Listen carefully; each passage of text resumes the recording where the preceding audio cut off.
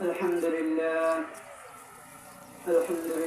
نحمده ونستعينه ونستغفره ونؤمن به ونتوكل عليه ونعوذ بالله من شرور أنفسنا ومن سيئات أعمالنا من يهده الله فلا مضل له ومن يضلل فلا هادي له وأشهد أن لا إله إلا الله وحده لا شريك له وأشهد أن سيدنا ومولانا محمدا عبده ورسوله الذي أرسله بالحق بشيرا ونذيرا وداعيا إلى الله بإذنه وسراجا وقمرا منيرا إن الله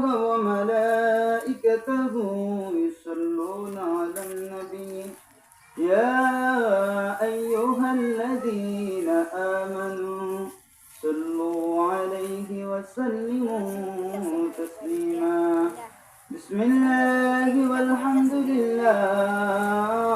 لله والصلاة والسلام عليك يا رسول الله بسم الله والحمد لله والصلاة والسلام عليك يا رسول الله اللهم صل على سيدنا مولانا محمد وعلى آل سيدنا مولانا محمد محبة اللهم صل على سيدنا مولانا محمد وعلى آل سيدنا مولانا محمد जाकुनी के सामने चेहरा दिखा लेना मुझे सीना पे दस्त करम रख के निभा लेना मुझे अल्लाहुम्मा सल्ली अला सय्यिदिना मौलाना मुहम्मद वअला आलि सय्यिदिना मौलाना मुहम्मद उम्मतों में बेनवा मुझसा और कोई नहीं शर्म शरम अपने दामन में छुपा लेना मुझे अल्लाहुम्मा सल्ली अला सय्यिदिना मौलाना मुहम्मद वअला आलि सय्यिदिना मौलाना मुहम्मद অস্ত সূর্য উদয় হইল আকাশের চাঁদ দুভাগ হইল অস্ত সূর্য উদয় হইল আকাশের চাঁদ দুভাগ হইল পাথরের মূর্তি কলিমা পড়িল দয়াল নবীর ইশারায় আল্লাহুম্মা সাল্লি আলা সাইয়্যিদিনা মাওলানা মুহাম্মদ ওয়া আলা আলি সাইয়্যিদিনা মাওলানা মুহাম্মদ আমরা পাপী গুনাহগার গো নবীজি আপনায় চিনল ছিলাম না,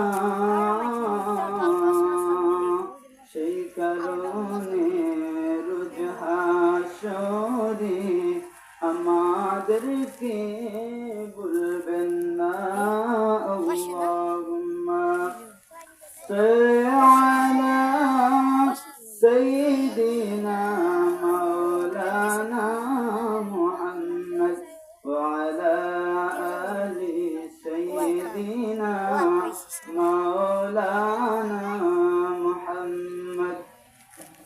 محمد يا رسول الله، محمد يا رسول الله، شفاعتك جه لله، محمد يا رسول الله، لا إله إلا الله، لا إله إلا الله، لا إله إلا الله، لا إله إلا الله، لا إله إلا الله، جر جر لا إله إلا الله، لا إله إلا الله، أرجر لا إله إلا الله، لا إله إلا الله، لا إله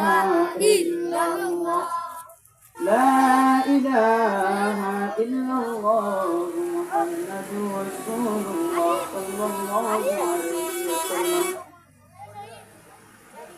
মহান আল্লাহ পাক রব্বুল আলামিনের দরবারে লাখো কোটি শুকরিয়া যে মহান আল্লাহ পাক রব্বুল আলামিন আমাদেরকে জান্নাতি মাহফিলের মধ্যে আসার এবং বসার তৌফিক দান করেছেন।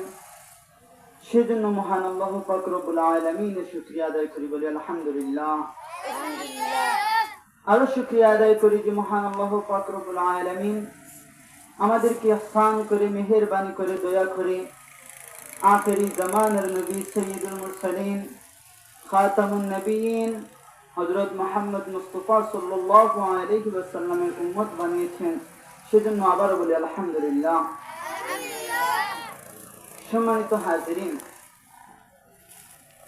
যে প্রত্যেকটা সভ্য জাতি বলেন, প্রত্যেকটা সভ্য জাতির দেখা সাক্ষাতের সময় বিভিন্ন কথা দ্বারা আদান প্রদান করে থাকে। মুসলমানদের মধ্যেও এমন আদান প্রদানের প্রথা রয়েছে।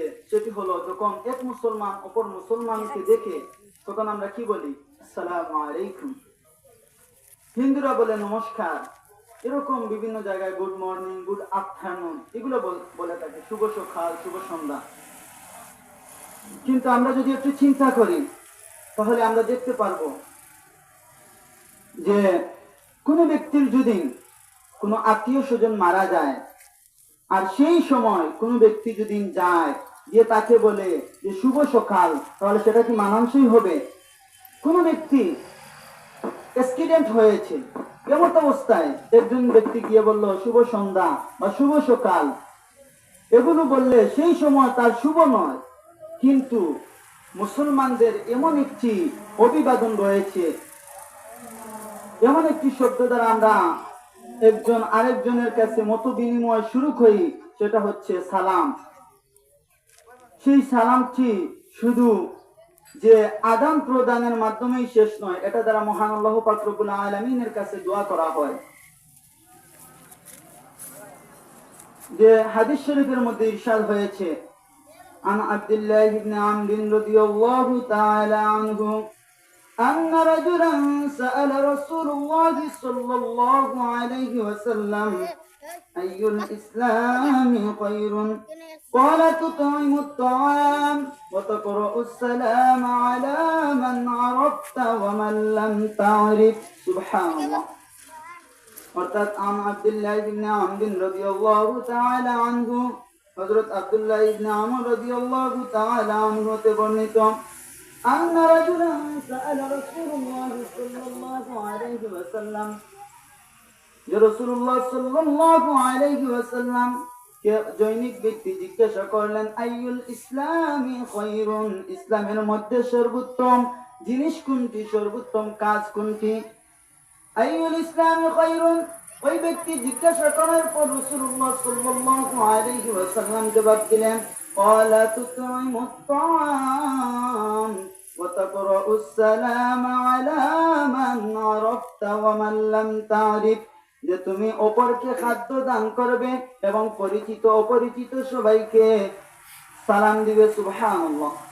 তো দুরূদ শরীফ পড়ুন। আল্লাহুম্মা সাল্লি আলা সাইয়্যিদিনা মাওলানা মুহাম্মদ ওয়া আলা আলি সাইয়্যিদিনা মাওলানা মুহাম্মদ محبة اللهم صل على سيدنا مولانا محمد وعلى آل سيدنا مولانا محمد উড়িয়া যাও রে বাংলার হাওয়া, চলিয়া যাও রে মদিনা, আমাদের সালাম পৌঁছাই দিও দয়াল নবীর পাক রোজা। আল্লাহুম্মা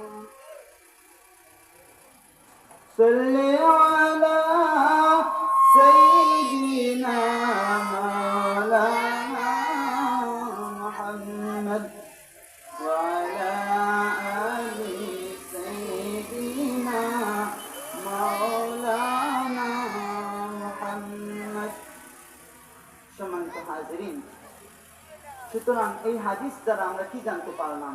দুই ব্যক্তি জিজ্ঞাসা করেছিল যে ইসলামের মধ্যে সর্বোত্তম জিনিস কোনটি, সর্বোত্তম কাজ কোনটি। তখন রাসূল সাল্লাল্লাহু আলাইহি ওয়াসাল্লাম দুইটি জিনিসের কথা বলেছিলেন।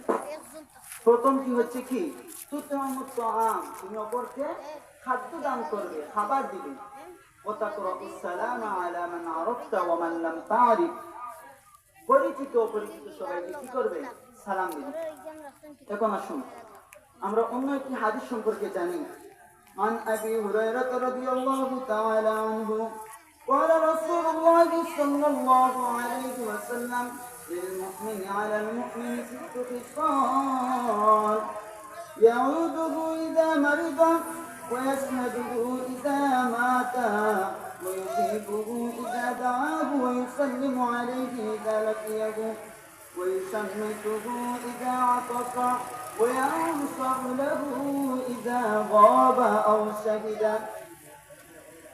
এই হাদিস শরীফের মধ্যে রাসূলুল্লাহ সাল্লাল্লাহু আলাইহি ওয়াসাল্লাম এক মুসলমান অপর মুসলমানের উপর কি কি দায়িত্ব রয়েছে, কয়টি দায়িত্ব রয়েছে, এগুলো বর্ণনা করতেছেন।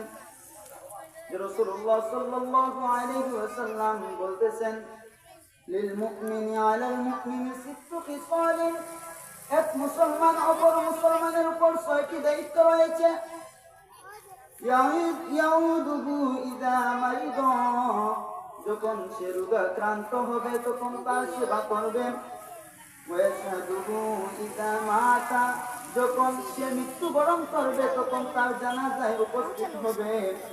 ওয়াইজিবুহু ইযা দাআহু, যখন সে আহ্বান করবে, ডাক দিবে, তখন তার ডাকের মধ্যে সাড়া দিবে। ويسلم عليه إذا لقيه, যখন তার সঙ্গে সাক্ষাৎ হবে তখন তাকে সালাম দিবে। ويشمته إذا عطس, যখন সে হাঁচি দিবে তখন তার হাঁচির জবাব দিবে। وينصح له إذا غاب أو شهد, উপস্থিত অনুপস্থিত সর্বাবস্থায় তার মঙ্গল কামনা করবে। সম্মানিত হাজিরিন, এই হাদিস থেকে আমরা 6টি বিষয় অবগত হলাম, 6টি বিষয় জানতে পারলাম যে এক মুসলমান অপর মুসলমানের উপর 6টি দায়িত্ব রয়েছে। তার মধ্যে সর্বপ্রথম হচ্ছে ইয়াউদুহু ইযা মারিদ, যখন সে রোগাক্রান্ত হবে তখন তার সেবা করবে। আমাদের সমাজের মধ্যে দেখা যায়, আমাদের ঘরের মধ্যে, আমাদের পরিবারের মধ্যে, আমাদের প্রতিবেশীর ঘরের মধ্যে অনেক মানুষ বেমার থাকে, রোগাক্রান্ত অবস্থায় থাকে। তখন এই হাদিস থেকে আমরা কি জানতে পারলাম? ইয়াউদুহু ইযা মারিদ, এক মুসলমান অপর মুসলমানের উপর দায়িত্ব মধ্যে প্রথম দায়িত্ব হচ্ছে যখন সে রোগাক্রান্ত হবে তখন তার সেবা করবে। সুতরাং আমাদের সাধ্য অনুযায়ী আমরা যেন চেষ্টা করি যে আমাদের মুসলমান ভাই যদি রোগাক্রান্ত হয় তখন তার সেবা করা। সম্মানিত হাজিরিন, এই হাদিসের মধ্যে দ্বিতীয় নম্বরে বলা হয়েছে ওয়াশহাদুহু ইযা মাতা, যখন সে মৃত্যুবরণ করবে তখন তার জানাজার মধ্যে উপস্থিত হবে। এর পরবর্তী তৃতীয় নম্বরে বলা হয়েছে ওয়াইজিবুহু ইযা দাআহু, যখন সে ডাকবে আহ্বান করবে তখন তার ডাকের মধ্যে সাড়া দেওয়া। সুতরাং সে কোন দিকে ডাকবে সেটা আমাদেরকে বুঝতে হবে। কোন ব্যক্তি যদি ভালোর দিকে মঙ্গলের দিকে কল্যাণের দিকে আহ্বান করে তখন তার ডাকের মধ্যে সাড়া দেওয়া। কিন্তু যদি কোন ব্যক্তি খারাপ কাজের দিকে মন্দ কাজের দিকে ও কল্যাণের দিকে আহ্বান করে তখন কি আমরা তাকে সাড়া দিব না? আমরা সাড়া দিব না। সুতরাং আমরা এই হাদিস থেকে জানতে পারলাম ইয়াউদুহু ইযা মারিদা ওয়া ইয়াশহাদুহু ইযা মাতা ওয়া ইউজিবুহু ইযা দাআহু, কোন ব্যক্তি যদি আহ্বান করে তখন তার ডাকের মধ্যে সাড়া দেওয়া, সেটি হতে হবে ভালোর দিকে কল্যাণের দিকে। মুয়াজ্জিন সাহেব যখন বলেন হাইয়া আলাস সালাম, মানে নামাজের দিকে আসো, হাইয়া আলাল ফালাহ, কল্যাণের দিকে আসো। সুতরাং আমরা সেই ডাকের মধ্যে সাড়া দিতে হবে। কোন ব্যক্তি ভালো কাজের দিকে আহ্বান করলো, সেই ভালো কাজের দিকে আহ্বান করার সাথে সাথে আমাদের উচিত হচ্ছে আমরা সেই ডাকের মধ্যে সাড়া দেওয়া। এর পরবর্তী চতুর্থ নম্বরে বলা হয়েছে ওয়ায়ুসাল্লিমু আলাইহি ইযা লাকিয়াহু, যখন তার সাথে সাক্ষাৎ হবে তখন তাকে সালাম দিবে। সুতরাং এক মুসলমান অপর মুসলমানের মধ্যে যে দায়িত্ব রয়েছে, কর্তব্য রয়েছে, এর মধ্যে একটি রয়েছে কি? সালাম। সুতরাং আমাদের সালামের প্রচলন করতে হবে। এর পরবর্তীতে বলা হয়েছে ওয়াইশামিতুহু ইযা তাসা, যখন সে হাসি দিবে তখন তার হাসির জবাব দিবে। মানে এক ব্যক্তি হাসি দিল, হাসি দিয়ে সে বলল আলহামদুলিল্লাহ, তখন যে ব্যক্তি সঙ্গে হাসি দেওয়া, যে ব্যক্তি হাসি দিয়েছিল সে আলহামদুলিল্লাহ বলেছে, তখন যেই ব্যক্তি শুনেছে ওই ব্যক্তি বলবে ইয়ারহামুকাল্লাহ।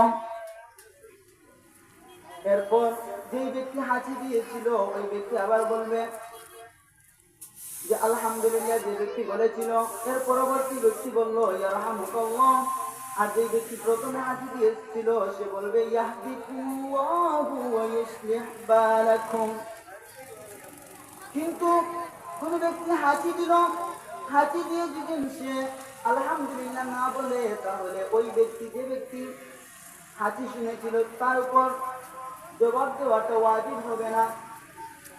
ওই সময় ওই ব্যক্তির উপর ওয়াজিব হয়ে যাবে, দায়িত্ব হয়ে যাবে, কর্তব্য হয়ে যাবে হাসির জবাব দেওয়া।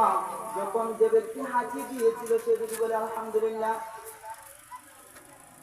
এরপর এই হাদিসের মধ্যে ষষ্ঠ নম্বরে যে দায়িত্বের কথা বলা হয়েছে সেটি হচ্ছে ওয়ায়ানসাহু লাহু ইযা গাবা আও শাহিদা, যে উপস্থিত অনুপস্থিত সর্বাবস্থায় মঙ্গল কামনা করা।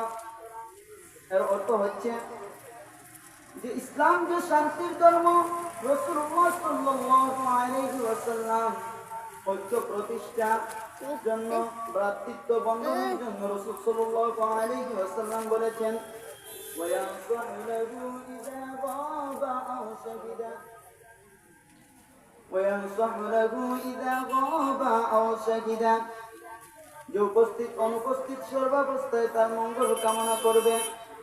সুতরাং উপস্থিত মঙ্গল কামনার অর্থ হচ্ছে ওই ব্যক্তি যখন ভালো কাজ করবে না, খারাপ কাজ করবে, খারাপ কাজের মধ্যে লিপ্ত হবে, তখন তাকে সেই কাজ থেকে বাধা দান করা, তাকে ভালো কাজের দিকে পরামর্শ দেওয়া, তাকে ভালো কাজের দিকে আহ্বান করা।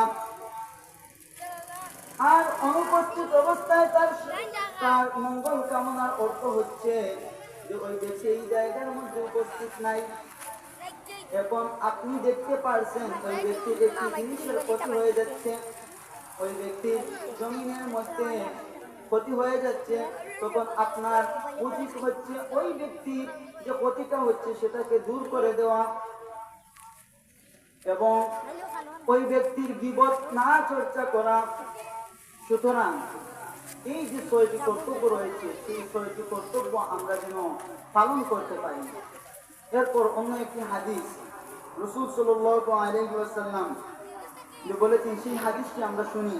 عن أبي هريرة رضي الله تعالى عنه قال قال رسول الله صلى الله عليه وسلم لا تدخلون الجنة حتى تؤمنوا ولا تؤمنوا حتى تحابوا أولا أدلكم على شيء إذا فعلتموه تحاببتم أفشوا السلام بينكم।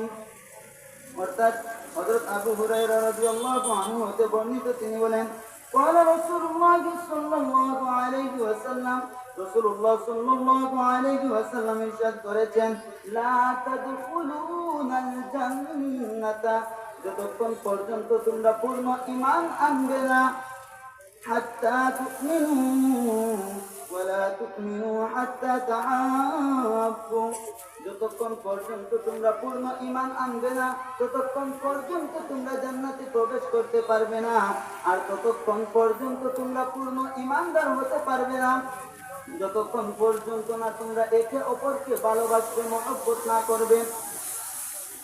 তারপর রাসূলুল্লাহ সাল্লাল্লাহু আলাইহি ওয়াসাল্লাম বলতেছেন আওয়ালা আদুল্লুকুম আলা শাইইন ইযা ফাআলতুমুহু, আমি কি এমন একটি জিনিসের সন্ধান দিব না, এমন একটি জিনিসের কথা বলবো না যেটি পালন করলে, যেটি আমল করলে তাহাবাবতুম, তোমাদের মধ্যে পরস্পর ভালোবাসা মহব্বত বৃদ্ধি পাবে। সেটি হচ্ছে আফসুস সালামা বাইনাকুম, তোমরা একে অপরের মধ্যে সালামের ব্যাপক প্রচলন করো। সুতরাং আজকের যে আলোচনা, এই সংক্ষিপ্ত আলোচনার মাঝ থেকে আমরা যে বিষয়টা জানতে পারলাম সেটি হচ্ছে যে সালামের প্রচলন আমাদের সমাজের মধ্যে প্রসার করতে হবে, তাহলে আমাদের সমাজের মধ্যে শান্তি ফিরে আসবে, আমাদের সমাজের মধ্যে শান্তি প্রতিষ্ঠিত হবে। আল্লাহ তাআলা যেন আমাদেরকে এই আলোচনা থেকে আমল করার তৌফিক দান করেন। আল্লাহ তাআলা যেন আমাদের প্রত্যেককে কোরআন এবং সুন্নাহ মোতাবেক জীবন পরিচালনা করার তৌফিক দান করেন। এই বলে আমার সংক্ষিপ্ত বক্তব্য এখানেই শেষ করলাম। ওয়া আখিরু দাওয়ানা আলহামদুলিল্লাহি রাব্বিল আলামিন। আসসালামু আলাইকুম।